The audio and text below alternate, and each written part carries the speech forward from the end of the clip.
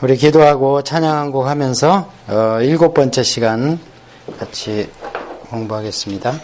아버지 하나님 감사합니다. 오늘도 주께서 함께 역사하여 주시되 특별히 저에게 기름 부음을 허락하여 주시어서 다소 어눌하고 무디더라도 성령님이 함께하면 좌우 날쌘금이 될 것이고 조금 마음문이 열렸더라도 성령님이 함께하시면 학자의 혀를 통하여 그 마음밭에 지식이 폭포수처럼 들어갈 것을 믿습니다.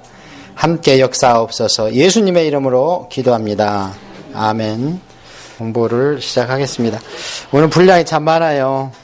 들을 부분도 많았겠지만 오늘 또 다루어야 될 부분도 많습니다. 17권을 우리가 다루어야 되는데, 지난 시간에 우리가 공부했던 그 이스라엘의 역사를 한 번 더 살펴보면은요, 맨 처음에 하나님께서 가나안 땅을 주셨죠. 여호수아를 통해서. 그래서 가나안 땅에서 어떤 시기를 됐냐면 사사기의 시기를 지나서 다니엘 왕정으로 가는데 이 사이에서 사무엘이 역할을 했죠. 그래서 사무엘이 마지막 사사다. 그래서 다니엘 왕정에는 세 분의 왕이 있었는데 누가 있었습니까? 사울이 있었고 다윗이 있었고 솔로몬이 있었죠. 이게 그러면 40년씩 치세를 했기 때문에 120년이 될 겁니다. 그래서 이게 언제까지 왔느냐? BC 930년도까지 역사가 이렇게 흘러왔어요. 흘러와서 BC 930년도에 나라가 둘로 나눠졌습니다.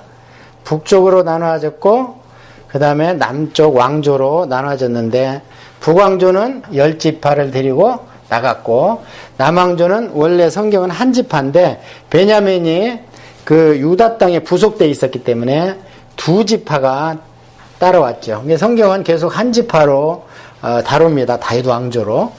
그러다가 북왕조가 몇 년 갔는가? BC 722년에 위에 아시리한테, 그냥 아수르라고도 하고 아시리아라고도 하는데, 그냥 시리아 그러면 틀립니다. 그냥 시리아 그러면은 이거는 아람을 얘기합니다. 그래서 앞에 앗 이게 붙어야 돼요. 왜냐하면 이때부터 제국이기 때문에 앗 하고 깜짝 놀라는 거예요. 그래서 아수르에서 722년에 망했습니다. 왕은 보통 19명이 있었다 이렇게 우리가 보고 있죠. 그 다음에 남왕조는 아시리아 망하는 꼴을 보고, 하나님 일부러 그랬어요. 망하는 꼴을 보고 정신 차려라. 그래서 BC 722년을 통과한 뒤에 BC 586년에까지 갑니다. 한 140년, 보통 150년으로 기억하는 게 쉽겠죠? 이때 바벨론에 망합니다. 자, 그러면 벌써 이때는 아시리아한테 망했는데 위에, 얘가 바벨론인한테 밑에가 망했다는 것은 중운동을 얘기하는 거기 때문에 벌써 바벨론이 아시리아를 쳤구나, 이거를 우리가 머릿속에 딱 들어가야 되겠죠. 그래서 남왕조는 보통 20명이다 이렇게 이야기를 하고 있습니다. 이렇게 망한 뒤에 시간이 얼마나 걸렸느냐, 망하고 나서 이 바벨론이 도중에 BC 538년에 어디에 망하냐면 페르시아한테 망하지요. 그러니까 이 도중이라는 얘기는 뭐냐, 하나님께서 남쪽 유다를 징벌하기로 마음 잡수신 70년, 이 어간에 이런 큰 제국의 변화가 있는 겁니다. 그러니까 아수르에서 바벨론으로 갔다가 페르시아한테 간 거죠. 여기까지가 이제 지난 시간에 공부를 했던 거죠. 그래서 이 70년이 딱 참과 동시에 페르시아로 제국이 바뀝니다. 바벨론 제국이.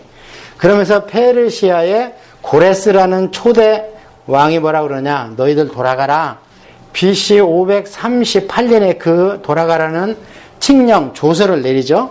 준비를 하다 보니까 BC 536년이 됐어요. 2년 동안 준비하죠.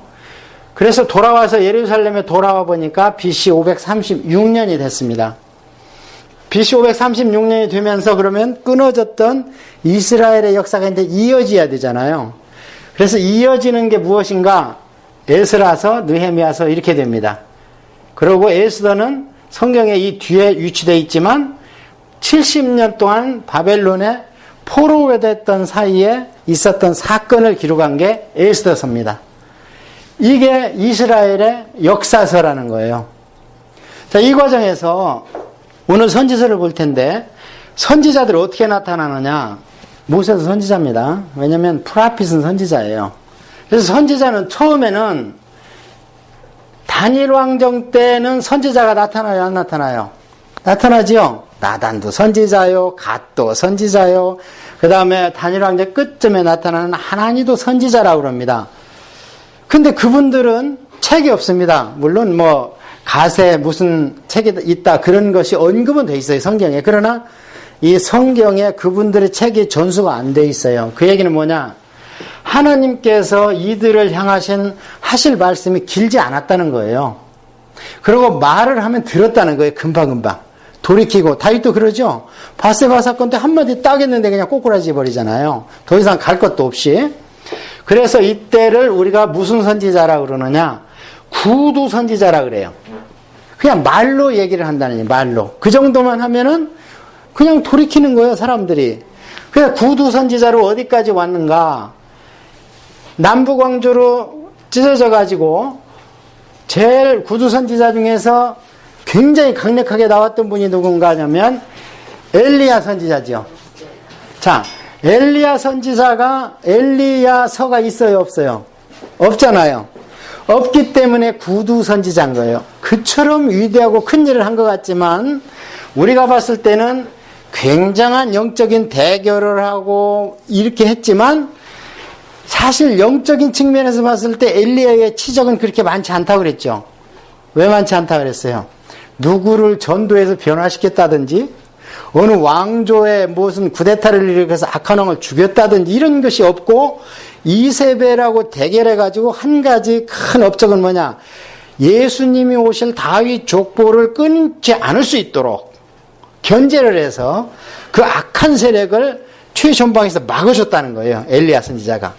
그 다음에 엘리야 선지자가 한 일 중에 오직 하나 뭐냐면 자기 후계자 엘리사 한 명 정도를 전도했죠. 그럼 오늘날 우리만 또 못하죠. 사실 전도적인 측면에서 보면. 그래서 엘리사 후계자를 세웠습니다. 자, 그러면 엘리사서가 있어요, 없어요, 성경에? 없죠. 그러니까 이 엘리사도 그 위대하지만 예수님이 하신 기적을 제일 많이 예표로 보여준 선지자가 엘리사입니다. 그러니까 엘리야보다 엘리사 선지자가 갑절의 영감을 받은 것이 확실합니다. 그게 열왕기 하서 들어가면 3장부터 8가지 기적이 나타나는데 뭐 100명을 먹인 사건이라든지 나아만을 고친 거, 도끼가 떠오르게 한 거, 밀가루 풀어서 물을 변화시키고 이런 것들이 전부 다 나중에 예수님이 이 땅에 와서 확실히 보여주는 사건들입니다. 그게. 그래서 엘리사까지도 무슨 선지자예요? 그러면 구두 선지자예요. 말로 끝내는 선지자예요. 그러니까 엘리사까지만 해도 하나님이 야, 이 정도의 능력 있는 내 종이 간다면 이것들이 변화되겠지. 다윗 왕조가 변화돼서 다윗의 부귀와 영광을 다시 회복해가지고 제사장 나라의 권위, 능력 이렇게 해서 나를 좀 자랑해 주겠지. 그래서 열방에 저 끝에 가면 한국이라는 땅이 있는데 거기까지도 복음이 전파되겠지. 이게 지금 몇 년 얘기냐면은 3000년 전 얘기를 하는 겁니다. 제가 한국에 가면 고조선이 있는데 거기까지 변화되겠지.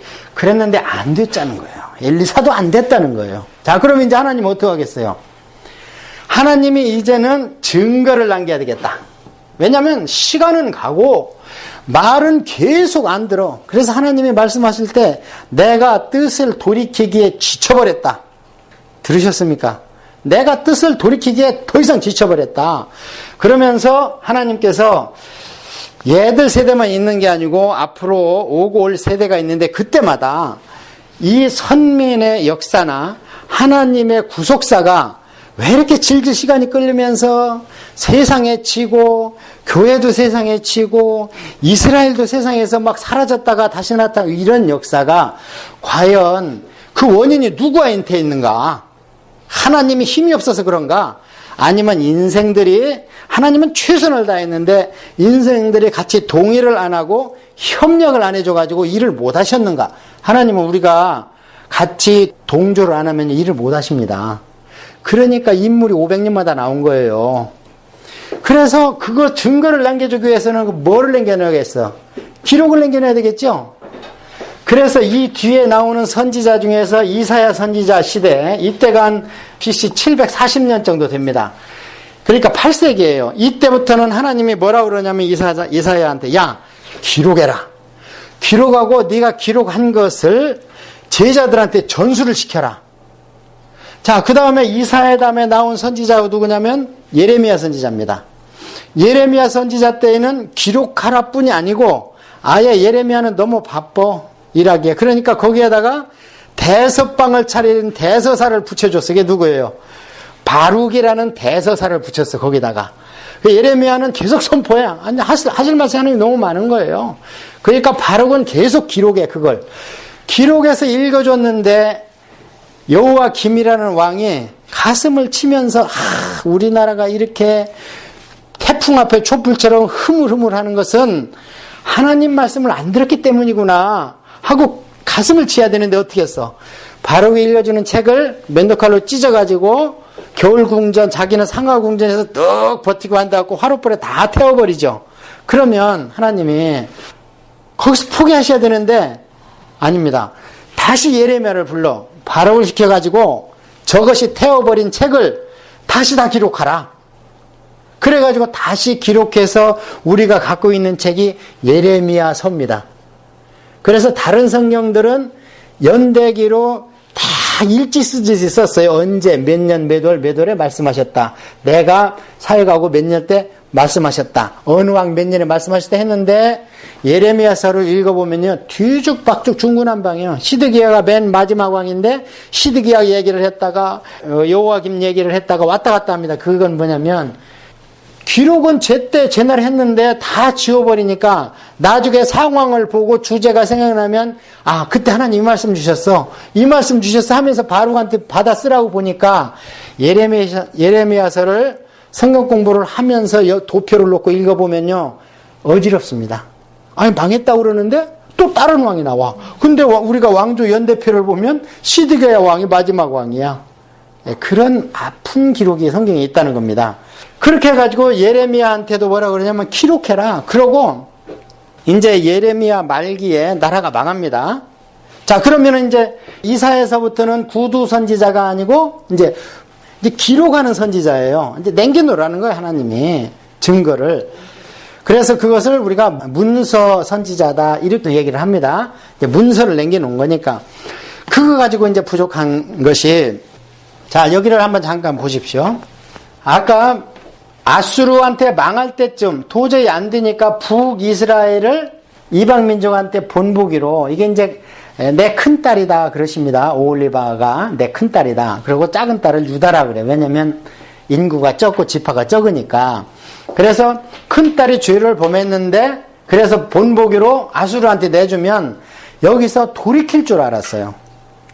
이거 아수르가 침략하니까 우리가 하나님한테 돌아가야 되겠구나 했는데 돌이키지 않고 오히려 거기에 흡수돼 버려요. 그리고 아수르 왕이 퍼뜨려버려 이 민족을. 그러니까 하나님이 여기 절망적이십니다. 북이스라엘을. 그러니까 이제 오직 끄나불은 남쪽 유다, 물론 다윗 왕자가 여기 있지만 그러니까 무슨 얘기를 하고 싶은가? 이때 북이스라엘을 내줄 때 나타난 선지자가 이사야 선지자예요. 그러니까 이사야 선지자 살았을 때 외치고 기록하고 문서로 남기냐면 둘 다 하나님께서는 버리고 싶겠어요. 누가 내 자식이고 내 딸을 누가 버리고 싶겠어. 그랬는데 안 되니까 이사야 선지자가 이때 나타난 거예요. 그러면 남쪽한테 계속 이사야 선지자가 그 말을 하는 겁니다. 봐라, 북이스라엘이 망한 하나님이 너희들은 손 안 보겠느냐. 그리고 마지막에 무슨 말씀을 하시냐면 지금 남쪽에 남아있는 너희들 죄를 내가 챙겨보니까 차라리 북쪽에 있는 죄는 아무것도 아니다. 그들을 내가 다시 불러들일 마음이 있다. 하나님이 이런 마음을 하시고 소돔과 고모라 죄가 오히려 너희보다 가볍다. 그런 말씀 하실 정도로 말을 안 듣는 거예요. 남쪽 유다가. 자, 그래서 할 수 없이 이사야 선지자도 50년 동안 애터지게 부르짖다가 돌아가십니다. 어떻게 돌아가시냐면 왕한테 톱으로 켜서 돌아가세요. 톱으로 잘려가지고. 그게 이제 그 히브리서에 나오는 톱으로 켬을 당하며 하는 게 그 선지자, 이사야 선지자예요. 자기 증손자뻘 되거든, 그 므낫셋 왕이. 이사야 선지자는 왕손입니다. 나중에 우리가 좀 이따 공부할 스바냐 선지자하고 이사야 선지자는 왕손이에요. 그래서 이사야 선지자는 그렇게 전국을 찌르는 말씀을 선포해도 못 죽입니다. 왕족이니까. 그리고 스바냐 선지자는 아주 히스기야 왕의 증손자고. 그래서 그 할 수 없이 증손자뻘 되는 왕한테 토비켬당해서 돌아가셔, 이사야 선지자가. 그러면서 남쪽 유다는 계속 죄를 집니다. 그러면서 나오는 선지자가 누구냐? 다음 바톤을 받은 선지자가 예레미야 선지자입니다. 자, 그래서 이사야 선지자 때는 북이스라엘이 망했고, 예레미야 선지자는 나오자마자 무슨 얘기를 하냐면, 북이스라엘 봐라, 망하지 않느냐. 그리고 끓는 가마솥이 북에서 쏟아지면서 너희들 침범한다. 그게 바벨론을 얘기하는 거거든요. 그래도 샤카드 하면서 살구나무를 보여줘. 정신 바짝 차리고 봐라. 확실히 봐라. 샤카드가 그 뜻입니다. 그게 무슨 예레미야서를 보면 왜 살구나무가 나와. 그런데 그게 이제 아몬드 나무예요. 원래 이스라엘에서. 아몬드 나무인데 그게 그 발음이 정신 똑바로 차리고 각성하여 맨정신으로 똑바로 보고 선포하라는 말씀이 똑같아. 발음이. 그래서 샤카드 살구나무를 먼저 보여주고 지금 네가 보는 솥이 북쪽에서 끓는 가마솥이 쏟아지는 것을 똑바로 보고 백성한테 똑바로 전달하라. 이렇게 해서 전달을 합니다. 예레미야 선지자가. 예레미야 선지자가 무려 50년간을요. 진짜 우군이라고는 아까 얘기한 바다직은 바룩 하나밖에 없는데 그렇게 선포를 해도 아무도 말을 안 듣고 대다수의 선지자는 전부 다 귀에 이로운 말만 해. 왕한테. 그러니까 뭐 어떡하겠어. 다수결로. 누가 매국노가 돼요? 예레미야가 매국노가 되는 거예요. 그게 실현되기 전까지는 옥에 3번이나 갇히고 하다못해 막 이방인 구수 내시가 에벤멜렛이 끌어내주고 아무도 우군이 없어. 내 민족 중에서 예레미야가. 그렇게 끌고 가다가 예레미야 선지자 말기에 가면은 이제 이 부분입니다. BC 586 이제 남쪽 유다가 망할 때 하나님께서 정신 차리라고요. 3번에 걸쳐서 포로를 허락하십니다. 포로로 잡혀가는 거를 웬만한 나라 같으면 한 방에 끝나잖아요. 근데 한 번 잡아가면 정신 차릴까? 2번째 잡혀가면 정신 차릴까? 안 되니까 3세판 하나님도 도저히 안 되겠다. 그냥 3번째는 완전히 폭삭 망하게 하잖아요. 그래서 첫 번째 잡혀간 것이 BC 606년이라고 그랬잖아요. 그때 왕손과 귀족이 잡혀갑니다. 그때 잡혀간 게 누구냐면 다니엘이거든요. 다니엘이 글로 잡혀가서 원체 총명하니까 다니엘이 왕실로 들어가서 왕실 교육을 시켜요. 바벨론식 교육을 시킵니다. 오늘날 미국을 생각하면 됩니다. 왜냐하면 미국의 정책 중에 하나가 외부에 있는 똑똑한 놈들 데려다가 유학시켜서 그 다음에 그 사람들한테 뭘 줍니까? 장학금 주죠? 그 다음에 끝나고 나면은 연봉을 본국에 돌아가는 것보다 더 주죠. 그래가지고 나산이 맨하탄에다 다 집어넣어 놓죠. 그래서 미국이 저렇게 큰 겁니다. 그러니까 그것을 인재 육성 정책이라 그래요. 거기에 픽업될 정도로 다니엘이 아주 뛰어났어요. 자, 그렇게 되면 야, 이사야 선지자가 말한 대로 너희 왕족이 가서 환관이 된다더니 그 말대로 됐구나. 왜냐하면 그 큰 나라에 가서 이방인이 가서 교육받고 장학금 받고 하려면은 환관이 안 되면 왕실이 있을 수 없습니다. 가까이 있을 수 없어요. 보면은 다니엘은 계속 왕하고 가까이 하잖아요. 그 정도로. 그러면 정신 차려야지. 이사야 선지자가 외친 대로 됐잖아, 지금. 근데 정신을 안 차리는 거예요. 그러니까 하나님이 10년 있다가 다시 2차 포로를 허용을 하십니다. 그게 BC 몇 년이라고 그랬어요? 10년이니까. 아까 606년에서. 그래서 597년에 그때 잡혀간 게 누구냐? 에스겔 선지자입니다. 에스겔 선지자와 여호야킨 왕이 잡혀가.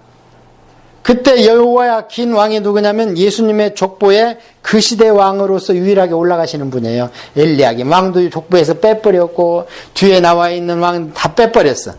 왕이 잡혀가면서 에스겔과 함께 잡혀갑니다. 2번째 포로. 그럼 정신 차려야지. 아, 우리 왕도 잡혀가네. 근데 또 정신을 안 차려. 그래서 BC 586년에 드디어 과당 하고 문을 닫습니다. 자, 그러면 이 모든 지금 상황에서 예레미야는 다 보고 있었습니다. 그거를. 처음부터 외치면서 하나님이 너희들 70년 동안만 회초리에 친대. 그러니 잡혀가. 그래야 살아. 그걸 외치면서 그대로 되는 걸 눈으로 다 보고 3차로 잡혀가는 걸. 예레미야는 그걸 다 봤어요. 망할 때까지. 586년 이후까지. 그러고 있으면 이제 예레미야의 사역은 어디냐? 예루살렘이죠. 안 잡혀갔으니까. 왜냐하면 그때 바벨론 왕이 어디에서 들었는지 와가지고, 야, 예레미야야, 너는 이 왕한테 우리나라에 항복하라고 했다면서? 맞잖아요. 하나님은 그렇게 하라고 그랬던 거지, 뭐 간첩짓 한 게 아니잖아요. 그런데 어쨌든 바벨론 왕 입장에서 보면은 자기한테 유리하게 조언을 했잖아. 그래서 바벨론 왕이 뭐라고 그러냐면, 너는 바벨론으로 가자. 그러면 먹을 거, 입을 거, 쓸 거 내가 책임지겠다. 그러나 선택은 네가 해라. 여기 남을래? 바벨론 가서 호화호식 할래? 백악관 옆에다가 하나 아무도 못 오게 해서 너 사택 하나 해줄게. 했는데 예레미야가 단호히 거절하죠. 나는 우리 백성과 함께 죽겠다. 그러면서 안 돌아가고 백성과 함께 예루살렘에 잔류하잖아요. 그러면서 나머지를 또 다 보는 거예요, 예레미야는. 자, 그러면 예레미야 예언 말기에 이미 2명이 잡혀갔죠. 선지자 중에. 누구하고? 다니엘하고 에스겔하고 잡혀갔죠. 근데 다니엘은 어디로 잡혀갔다고 그랬어요? 왕실로 잡혀가서 그 당시에 최고로 높은, 지금으로 얘기하면 백악관 오바마 권세는요, 느부갓네살 권세 100분의 1, 1000분의 1도 안 됩니다. 그때는 느부갓네살은 종신제고 죽이고 살릴 권한이 자기한테 다 있고 해 뜨고 지는 데에서부터 다 자기 제국이었어요. 그런데 하물며 지금 백악관이라고 쳐보자고 거기 가서 그 사람들을 상대로 해서 예언을 하면서 묵사발을 내기 시작하죠. 일개국 포로된 청년이 와가지고 세상에 오바마를 무릎 꿇려버리잖아요. 지금으로 얘기하면. 그 정도로 이제 깨부시기 시작하는 거예요. 그 당시에는, 왕은 곧 신이라고 그랬어요. 신이 인카네이션 한 게 왕이라고 그랬어요. 그게 파라오 아닙니까?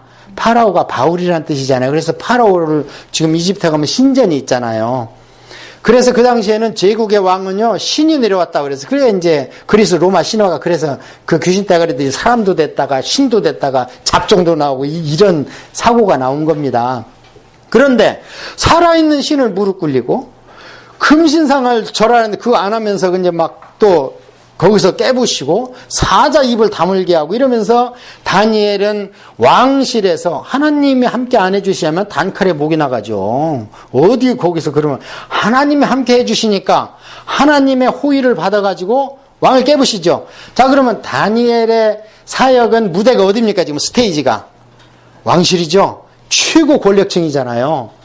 그러면 지금 1차, 2차 포로에 잡혀간 백성들이 있잖아요. 이스라엘 백성들이. 그 사람들은 하나님 말씀을 들을 수 있는 기회가 없잖아요, 지금. 그 사람들한테 하나님 말씀 들을 수 있는 기회를 제공한 사람이 누구예요, 그러면? 그게 에스겔입니다. 그래서 에스겔은 잡혀간 내 백성 커뮤니티에서 백성들을 상대로 하나님의 말씀을 전했고, 다니엘은 왕실에서 전했고, 그래서 에스겔 같은 경우에는 낮에는 운합하는 데서 죽으라고 일하고, 저녁에 모아놓고 하나님 말씀 전하고, 그러면 이제 바벨론이 큰 나라이기 때문에 이 유대 커뮤니티를 형성시켜가지고 거기에다가 시내가하고 회당을 그때 허락을 합니다. 허락을 하고 거기에 니들 자치를 좀 허락을 해줘요. 그때 생긴 게 사내들인 공의회의 시초가 그때 생긴 거예요. 그래서 사내들인 공의회면은 또 원로들이 있잖아. 장로들이 있잖아. 잘난 또 노인들이 있잖아요. 그들이 에스겔이 30살에 선포하기 시작하거든요. 말씀을 에스겔에서 1장에 보면 30 되는 해에 내가 말씀을 선포한다 시작하면 그러면은 어른들이 봤을 때는 새파란 애송이잖아. 그러니까 자꾸 에스겔한테 와서 따지는 거예요. 왜 우리 민족이 선한 민족인데 자기주는 생각 안 하고 그동안에 예레미야나 이사야를 통해서 죄를 극명하게 드러냈는데 그런 거는 전혀 생각을 안 해. 내 죄는 생각을 안 해요. 안 하고는 우리 민족을 어떻게 저 바벨론같이 악한 나라한테 짓밟히게 허락했냐고 계속 따지러 옵니다. 따지러 오니까 거기에서 운하를 파고 있고 터널을 파고 있는 에스겔을 하나님께서 야, 에스겔은 지금 젊으니까 많은 삶을 안 살아서 예루살렘 땅에서 일어났던 죄도 잘 몰라요. 청년이라. 그리고 또 잡혀간 지도 오래됐기 때문에 에스겔이 그 2차로 잡혀갔잖아요. 그래서 10년이라는 세월이 또 흘렀잖아요. 왕할 때까지. 그러니까 하나님이 어떻게 하시냐면 너무 급하시니까 내 종 에스겔을 써서 내 말을 전해줘야 되겠는데 저것들이 잡혀와서도 지금 말 안 듣고 고집이 세네. 그러니까 하나님이 하늘나라에 있던 보좌를 야 그룹 천사야 내려가자. 안 되겠다. 저것들이 지지를 지금 모른단다. 해가지고 어떻게 에스겔에서 보면 하나님의 보좌가 막 내려오죠. 천사들과 함께. 내려와서 어떻게 거기에서 운합하고 있는 에스겔을 머리채를 휙 잡아가지고 끌어올려서 예루살렘에 가서 성전을 보여주죠. 이 죄를 보라고 해라. 네 보고 가서 그대로 전해라. 아 보니까 여자들은 머리를 풀어헤치고 단무스라는 신을 섬기고 있고 에스겔이 아이고 이런 죄가 있습니까 하니까 그거 갖고 안 돼. 성전 담을 헐어봐. 담을 헐고 들어가니까 장로 70명이 그 안에서 또 다른 신을 섬기고 있고 우상에 절하고 있고 해의 신 별의 신을 섬기고 있죠. 그거를 다 봤냐? 이제 가자. 그리고 에스겔을 다시 끌어다가 하나님의 보좌에 태워가지고 다시 유프라테스강 그 바벨론으로 데려와서 자 이제 장로들한테 얘기해. 그러니까 장로들한테 다 얘기하죠. 이런 죄를 저지르는데 이게 하나님 앞에 옳습니까? 이런 얘기가 에스겔에서 있잖아요. 자 그래서 이 당시에 입체적으로 선지자들이 문서 선교를 했다는 거예요. 어떻게? 예레미야는 그 장구한 세월을 혼자 결혼도 못하고 혼자 하면서 망한다 했다가 망하는 거 진행형으로 다 봤다가 그 다음에 이제 다 망하고 나서 내 말대로 됐지 않냐. 그러니까 이제 남은 백성들 무지랭이들만 남겨냈다 그러잖아요. 무지랭이들한테 야 거기다가 이제 바벨론이 총독을 세워놓고 갔어요. 왕손은 안 되니까 거기에다가 총독을 이제 제사장 가문에서 세워놓고 갔는데 아이 백성들이 와가지고 뭐라 그러냐면은 또 쳐들어오는 거 아니냐. 우리 애굽으로 도망가자. 하나님은 지금도 절대 애굽이나 바벨론 의지하지 말고 나만 의지해라. 제발 좀 했는데 또 쳐들어온다. 예레미야가 안 쳐들어온다 이제.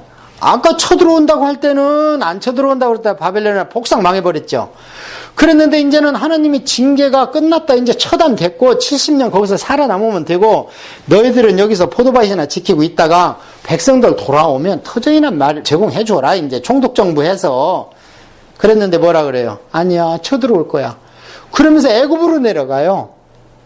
그러니까 예레미야가 백성을 사랑하는 마음으로 애굽으로 들어가면 죽는 거 뻔히 알거든. 하나님이 계속 말씀하셨어. 이사야 선지자를 통해서도 얘기하고 그 다음에 에스겔 선지자를 통해서도 얘기하고 머리카락을 다 잘라라. 그 다음에 3분의 1을 태우고 3분의 1을 흩어버리고 3분의 1은 칼로 쳐라. 이렇게 죽는다 내 백성이 그랬는데 내 백성이 또 간다는 거예요. 고집핀다니까. 그러니까 이 예레미야 정말 우리나라로 얘기하면요 독립투사들 같아요.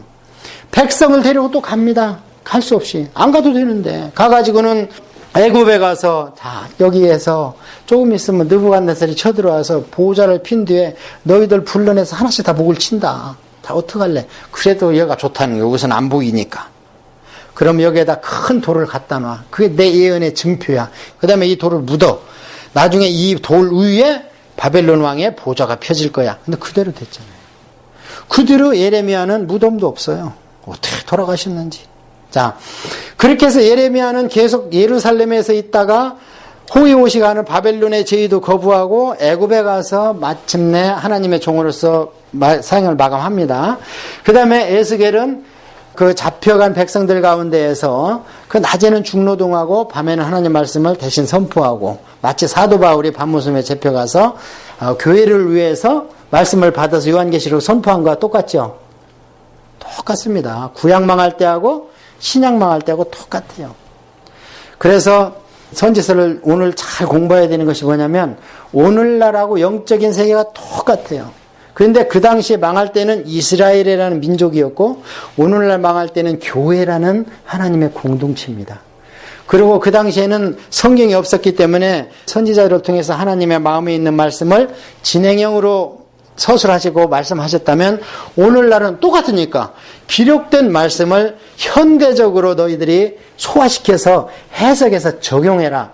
이게 요한계시록이고 우리가 에스겔서, 다니엘서, 이사야서 24장에서 27장, 그 다음에 스바냐서, 스가랴서 전부 다 요한계시록 다 흡수되어 있어요.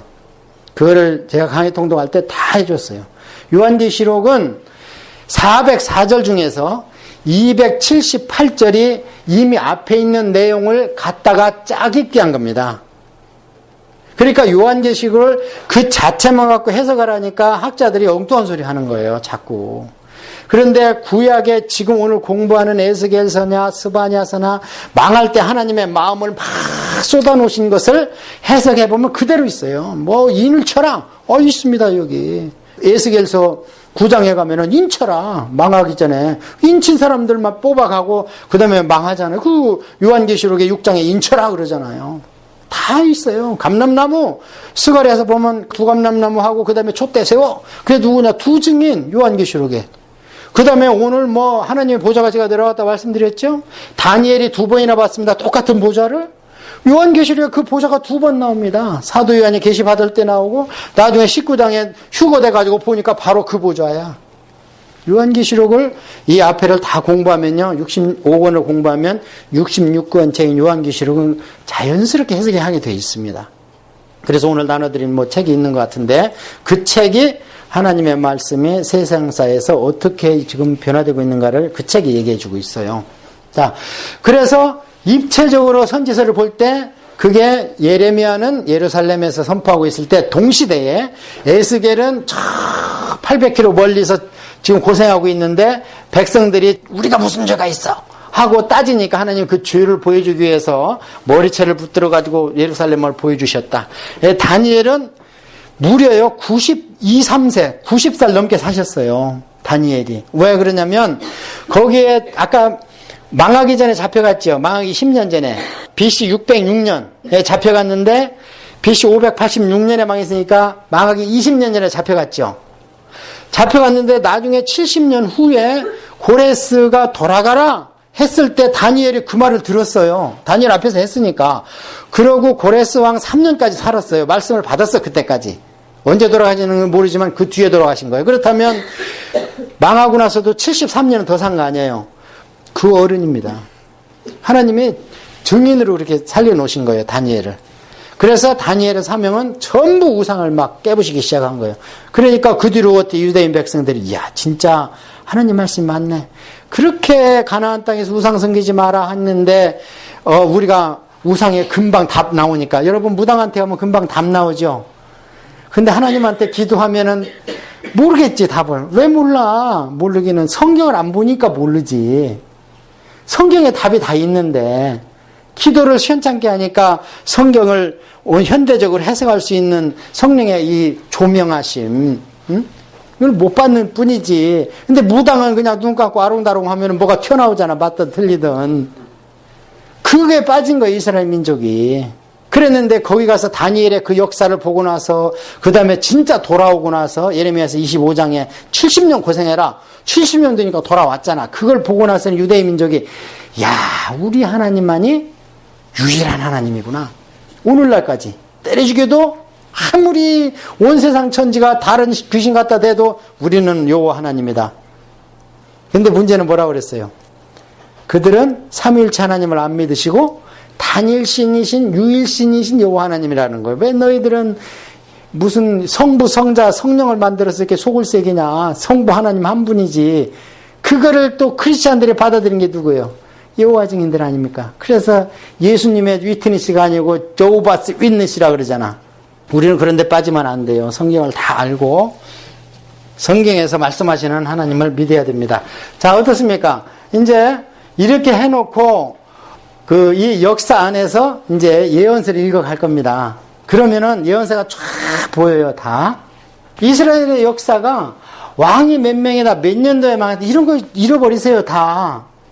똑같다니까. 사사기 때부터 말 안 들어. 말 안 들어서 회초리 되면 회개에 살려주세요 아버지 그러면서 살려줘. 그 얼마 동안 평안했다가 또 말을 안 들어. 세상으로 빠지고. 그럼 하나님은 손이 없으니 인생 채찍으로 주변에 있는 나라들을 데려다가 회초리를 쳐. 그럼 아이고 죽겠습니다. 그러면 아버지가 마음이 아파서 또 구해줘. 그리고 내 아들 때린 놈을 아예 죽여버려 그냥. 그게 제국이 사라지는 거 이 땅에서.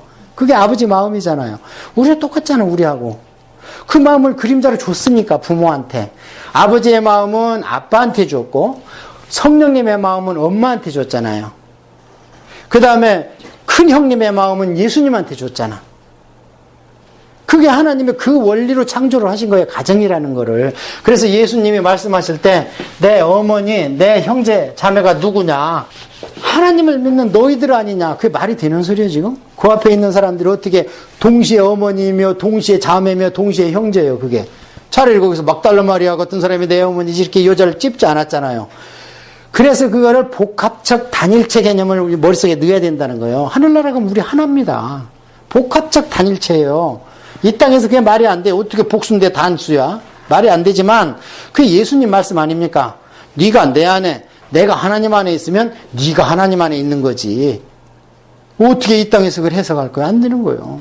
그래서 가족이라는 한 단체인데 그 속성을 하나님께서 물질을 만들 때 핵과 중성자와 전자 이렇게 세 개로 만드는 거예요. 그중에서 하나만 튀어나오면 핵폭탄이 되잖아요. 다 죽여버리는. 근데 그게 조화롭게 딱 있으면 얼마나 아름다운 물체가 됩니까? 그게 핵폭탄입니다. 핵분열시키는 게.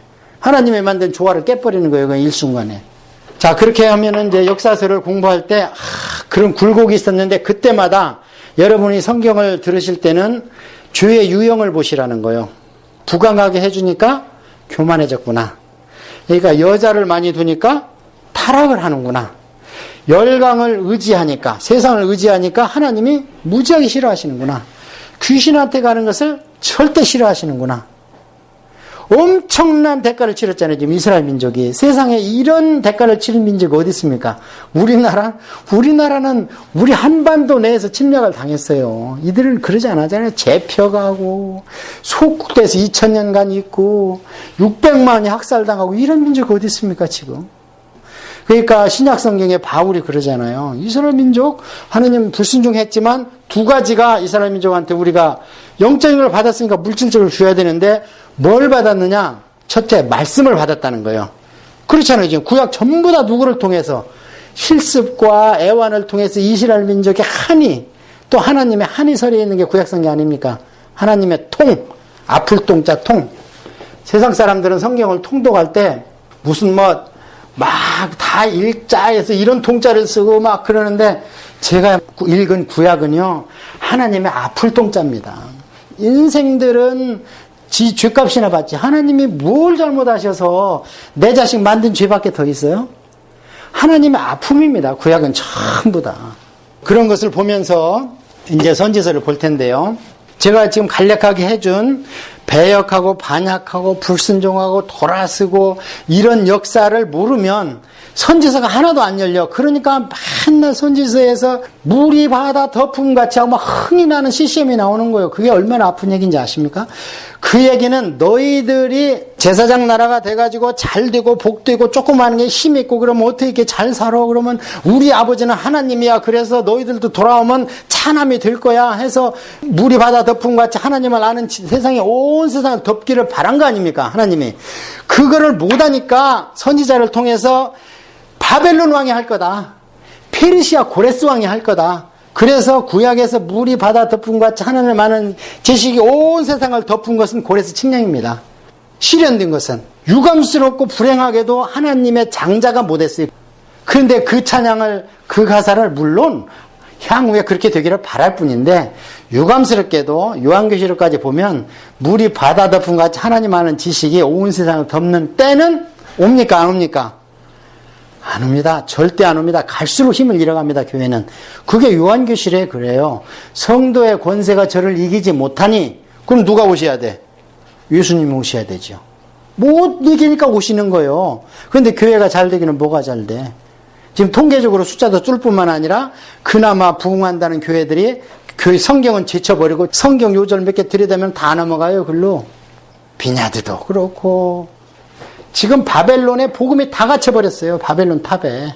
그러니까 제 말이 아니고 성경 말씀을 들으러 오는 여러분들이 복되다는 겁니다. 일단은 들어봐야지. 들어보고 판단을 하셔야지. 자, 그러면 이제 선지서를 들어가겠는데 선지서가 왜 이렇게 17권이 많은가? 이게 누구 때문이에요? 이스라엘 민족이 불순종 때문에 그렇습니다. 선지서라는 건 무엇인가? 선지자와 선지서를 이해하는 방법은 선지자는 하나님의 말씀을 맡은 자라고 이미 모세가 신명기에서 얘기를 합니다. 하나님의 말씀 선지자가 나올 것이다.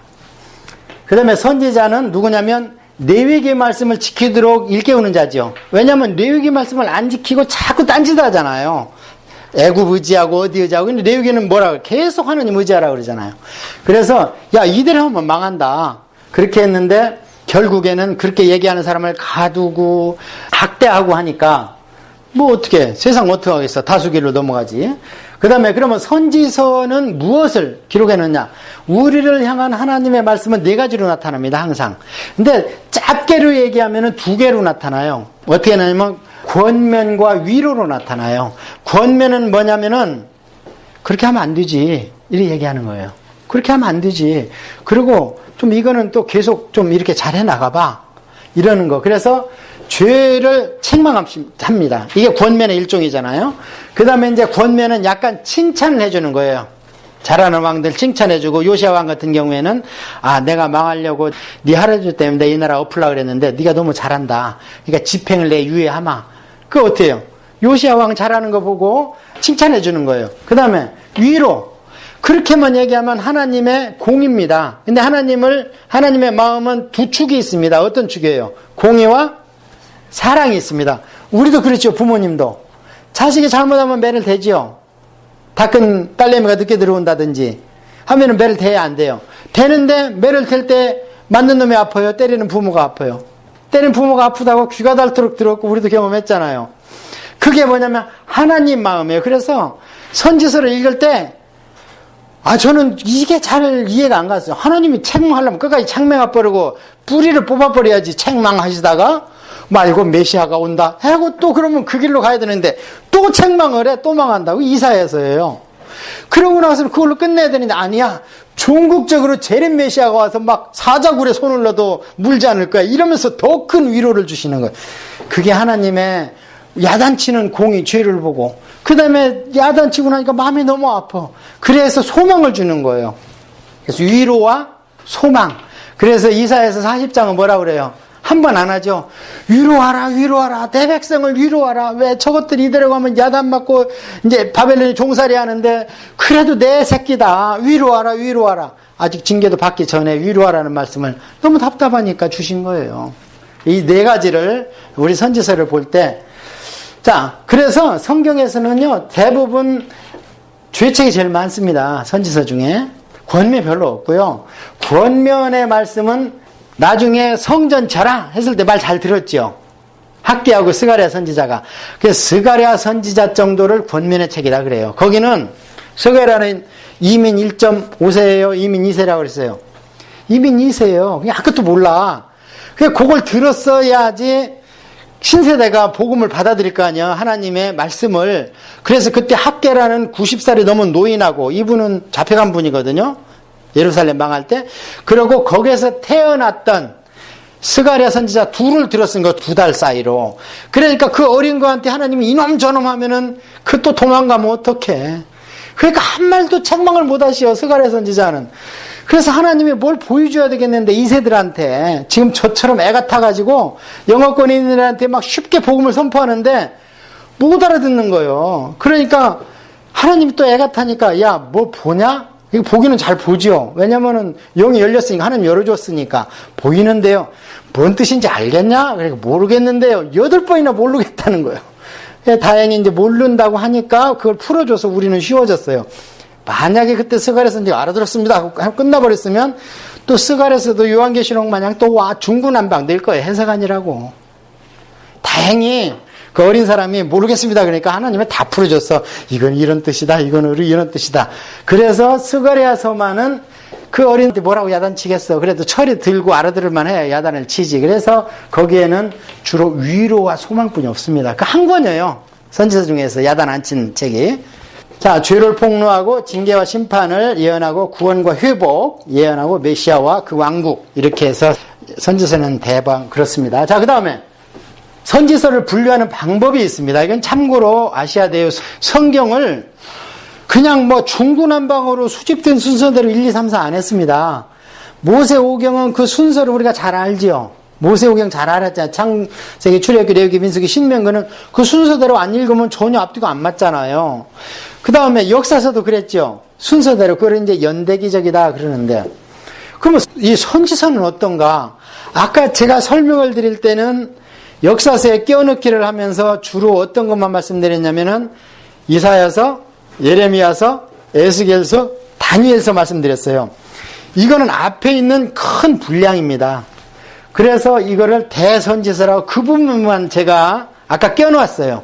그러면은 얼핏 그러면 그것도 순서적으로 돼 있구나. 이해했죠? 이사야서 말씀드렸잖아요. 선포하다가 북이스라엘 말씀대로 망하는 거 보고 돌아가셨다. 그 다음에 그 뒤에 바톤을 이어받은 게 예레미야인데 남쪽 너희들 망한다 그러다 망하는 거 보고 돌아가셨다. 그리고 망할 때 잡혀간 게 다니엘과 에스겔인데 그분들이 두 분이 왕실과 해서 어때요? 좀 순서적이죠. 그래서 이것을 순서적으로 5권이 돼 있습니다. 애가는 뭐냐면 예레미야서 뒤에 들어가야 돼요. 들어가야 되는데 예레미야서는 예루살렘 망한다. 망하고 있다. 아, 망해버렸네. 어떡하나. 이렇게 했는데 예레미야 애가는 망한 거리를 선지자가 돌아다니면서 보고 쓴 시입니다. 그래서 애들 시체가 돌아다니고 장사 지낼 사람이 없고 냄새가 나고 그 다음에 전부 잘난 체 하던 고관대작들은 돌팔매질 맞고 있고 왜냐면 그들이 외친 대로 안 됐잖아요. 지금 거짓 선지자가 외친 대로.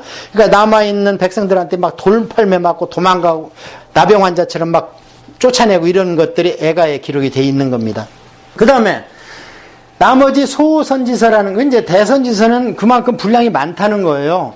그러니까 대선지서를 아까 저처럼 역사 속에다 집어넣으면요. 그거 읽다 보면 역사적 흐름이 어디까지 갔지 하고 잃어버립니다. 그렇지 않겠어요? 성경 중에 제일 긴 게 예레미야서입니다. 그 다음에 긴 게 시편이고. 근데 예레미야 그 역사 시드기야 왕 때 예레미야가 이렇게 외쳤죠. 거기 푹 들어가면은 그거 52장 읽다 보면은 하루가 버려. 그러면 역사를 어디까지 내가 읽었다라 잃어버려. 그러니까 역사서 따로 공부하고 선지서를 따로 빼는 거예요. 이 아픈 역사 가운데 이것이 들어가겠구나. 마치 진주처럼 그렇게 알면 됩니다. 그래서 요즘에 뭐 통독 하시는 분들이 연대기자로 읽자. 그러다 역사서를 읽다가 막 선지서를 갖다 집어넣는데 헷갈립니다. 그렇게 성경이 얇은 책이 아닙니다. 그러니까 이사야 가면 망해가는 북이스라엘. 그러면서 이사야서 읽으면 되는 거예요. 그 다음에 소선지서는 뭐냐? 분량이 적다는 겁니다. 그래서 14장짜리가 아마 제일 길 겁니다. 호세아서가. 분량이 적은데 이것은 그럼 어떤 식이냐? 이것도 순서적으로 시대순으로 기록을 해놨습니다. 연대. 그러니까 유대인들이 그렇게 모자란 분들이 아니에요. 이분들이 구약 성경을 정경화할 때 AD 90년에 했다고 그랬잖아요. 얌리아라는 지중해 해변에서 도시에 모여가지고 그때 2가지 했다고 그랬잖아요. 우리가 유대인이 보통 민족이 아니구나. 이제 구약에 얘기했던 하나님의 말씀을 우리가 정립시켜서 하도 많은데 이 중에서 꼭 우리 자손들한테 필요한 책을 골라놓자 한 게 39권이 된 거예요. 그리고 또 한 가지는 그런데 저 지금 가짜들이 나사렛에서 나왔어. 저것들은 구약으로 안 끝났대. 그러면서 뭐 예수라는 뭐 새로운 게 나왔대. 뭐 세례요한이 나오고 그랬대. 그러니까 그것들 이단으로 정죄하자. 2가지 한 겁니다. 다행히 우리한테는 구약에 한해서는 우리가 이 유대인들한테 사실 도움을 받은 겁니다. 그들이 안 해놨다면 누가 히브리인 사고를 가지고 히브리인 역사를 가지고 히브리서로 써있는 책을 이렇게 정확하게 39권을 만들어 놨겠어요. 누가? 내 민족이 내 언어로 내 습관, 내 역사, 내 문화를 가지고 해놨기 때문에 우리가 구약 39권을 딱 가지고 있는 거 아닙니까? 그게 감사하다는 거예요. 바울도 그 얘기하는 거예요. 그 책을 유대인들이 받았다. 그 다음에 메시아가 유대인의 육신의 혈통으로 나왔지 않냐. 그 2가지는 너희들이 감사하라 했던 것처럼. 그래서 소선지서가 12권 그러면 17권이죠. 예. 이것도 순서적으로 돼 있고 이것도 순서적으로 돼 있다. 그런데 아까 얘기한 것처럼 분량이 많다 보니까 조그마한 거 읽고 큰 거 읽다 보면은 내가 지금 뭘 읽고 있어? 이사야를 읽고 있어서 뭐 읽고 아까 헷갈릴까 봐 따로 유대인들이 분류를 이렇게 큰 거 작은 거 분류해 놨다. 이렇게 아시면 맞아요. 그게 그들이 그렇게 해놨어요. 진짜. 나중에 신약성경도 공부할 텐데 신약성경도요. 그게 니케아 종교회에서 갖고 와봐. 도착 순서대로 1, 2, 3, 4 한 거 아닙니다. 그것도. 모세오경처럼 사복음서 딱 틀 잡아놓고 그 다음에 여호수아가 땅 차지하러 가는 것처럼 사도행전으로 교회를 차지하러 가는 사도행전이 나오고 그러고 나서는 교리가 쫙 나와. 교리가 뭐예요? 구약에. 선지서 아닙니까? 이렇게 하는 거야. 정치는 하는 거. 똑같아요. 하나님은 변하지 않죠. 이렇게 하면 이제 전통적으로 신학교 가서는 이렇게 분류하는 것을 배웁니다. 그 다음에는 시대적으로. 자, 우리 이제 공부했기 때문에 쉽습니다, 이게. 일반 교회 가서 장로님한테 여쭤봐서 잘 몰라요. 도대체 이게 뭐야? 그러는데, 자, 이스라엘이 어려움이 없으면 선지자가 안 나온다고 그랬죠. 그러고 어려움이 조금 있을 때 말 잘 들을 만하고 하나님 기대했을 때는 구두로 몇 마디 하고 들어가고 구두로 몇 마디 하고 들어가고 했죠. 그러다가 안 되니까 기록하기 시작한 겁니다. 그렇다면 기록된 선지자가 나왔을 때는 시대 정치 상황이 무지하게 어렵구나. 하나님이 정말 어려우시겠구나. 그걸 우리가 감지해야죠. 그러니까 선지서를 분류할 때 포로 전이냐, 포로로 잡혀가나, 그 다음에 포로로 돌아온 뒤냐, 이렇게 분류하면 딱 맞아요. 거기에 다 들어갑니다. 왜냐면 어려움이 없고 불순종하지 않으면 하나님이 말씀하실 필요가 없지. 말 잘 듣는데 용돈이나 주고 그냥 밥이나 잘 챙겨주면 되지. 뭐라 회초리 들겠어요, 아버지가. 그래서 포로 전에는 북쪽이 먼저 망한다 그랬죠. 북쪽이 망했을 때 호세아 선지자가 북쪽 선지자입니다. 그래서 호세아 선지자가 북쪽에서 유일하게 나왔고, 그 다음에 아모스가 북왕국 선지자, 이제 포로, 크게는 포로 아직 전에예요. 그 다음에 포로기에는 아까 말씀드렸죠. 에스겔하고 다니엘이 거기 가서 위쳤고, 예레미야가 끝판이 포로기였다 그랬잖아요. 돌아온 뒤에는 아까 말씀드린 대로 학가 스가랴가 성전 져라 했던 거고, 말라기는 아이고 문 닫아야겠다. 너하고 나하고 이제 별거다. 한 게 말라기라고 그랬죠. 말을 그래도 안 들어 돌아와서도. 그래서 하나님이 이제 별거로 들어가는 거예요. 400년 동안. 친정으로 돌아가신다 그래요. 호세아서 보면. 나 있던 대로 갈 거야. 니들 말 너무 안 들어. 진짜. 그러니까 하나님 잠깐 갔다 왔는데 400년이 가버렸어. 400년이 가버리니까 어떻게 이 판이다. 막 중국의 유교, 도교, 불교 막 꽃피기 시작한 거예요. 로마, 헬라 막 서양에서는. 하나님의 침묵함에 다 무너져요. 이 땅에 다 무너져. 자, 그래서 포로 전에는 다시 남쪽으로 북쪽으로 나누어야 되겠죠. 아직 포로 전에는 북쪽이 얼마 정도 있었으니까 나눴을 때 호세아 선지자는 북쪽에서 태어난 선지자예요. 그래서 자기 민족을 위해서 외쳤고, 그 다음에 아모스는 누군가? 호세아 선지자고 북쪽에서 그 쓸만한 선지자 하나 나왔는데 핍박하고 말을 외치지 못하니까 더 이상 나 선지자 싫어하고 안 해. 북쪽에서. 그러니까 하나님이 야 그래도 삼시세판이지. 어떻게 한 번 호세아 한 번 외치고 이사야가 밑에서 북쪽 망한다고 외쳐봐야 저놈들 듣지도 않는다. 뭐 평양 애들 서울방송 들을 수 있겠냐. 못 듣는다. 그러니까 아모스, 이 남쪽에 있는 아모스를 너 북쪽 가서 좀 외치야겠다. 그래서 남쪽에 있는 아모스 선지자한테 짐을 지워가지고 이것 좀 가서 외치고 와라. 마지막 기회다. 가서 북쪽에 가서 외치는 겁니다. 그런데 선지자 명찰을 달고 오면 잡아 죽이니까 북경을 못 넘어오게 해. 그러니까 나 누구냐 그러면 너 농사꾼이잖아. 그러니까 농사꾼 그 우리 와서 도움이나 주어라. 아모스가 뭐라 그래요? 맞다. 나는 농사꾼이다. 선지자도 아니고 우리 아버지도 선지자 아니야. 나 농사꾼이야. 그렇게 하고 38선을 넘어가서는 이제 막 외쳐버리는 거예요. 외쳐버리니까 아마시아라는 가짜 선지자가 당장 때려 죽이려고 그래. 그 여로보암 왕한테 막 꽈받쳐가지고 지금 저기 왔는데 말이에요. 올 때는 농사꾼이라고 그러더니 지금 와서 막 이상한 말하고 지금 당신 가짜라 그러고 이럽니다. 어떡합니까? 쫓아내버려라. 쫓겨납니다, 다시. 그러고 나서 문 닫는 거예요. 우리 지금 현재 삶하고 틀려요. 이게 지금 전설 따라 삼천리예요, 성경이. 아니면 바람 타고 구름 잡는 거예요. 아니면 우리 삶이고 역사입니까, 이게? 역사입니다. 성경이 이런 애절한 역사인 걸 알아야 됩니다.